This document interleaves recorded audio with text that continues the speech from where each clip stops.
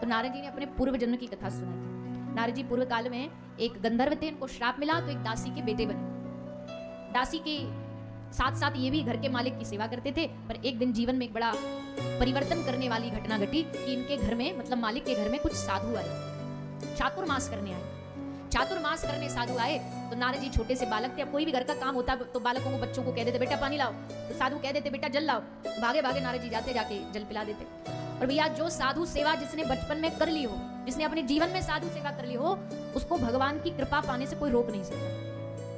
भगवान तक सीधा पहुंचने का रास्ता यही है कि किसी साधु की सेवा करके उन तक पहुंचो। साधुओं की सेवा करने वाला भगवान तक जाता है, साधुओं की अवहेलना करने वाला भगवान तक नहीं पहुंच सकता। साधु की सेवा भगवान तक लेके जाती है। तो छोटे से नारद जी भागे भागे साधु की सेवा करते, सेवा करके सत्संग सुनने बैठ जाते और बड़े आनंद से दिन बीत रहे थे। पर एक दिन बेला आई विदाई की, और साधु हमेशा तो घर में नहीं रह सकते ना।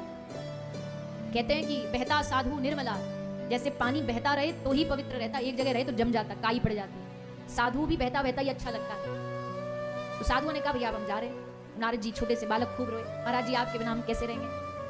महात्मा जी हंस के बोले बेटा देखो, साधु से प्यार मत करो, साधु के उपदेशों से प्यार करो। कई लोग होते हैं संतों को तो मानते पर संतों की नहीं मानते।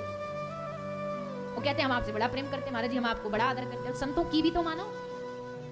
संतों ने कहा बेटा हमने जो तुझे सत्संग सुनाया, अब तू उस परमात्मा का भजन कर, तो यही हमारी सेवा है, कह के साधु चले गए।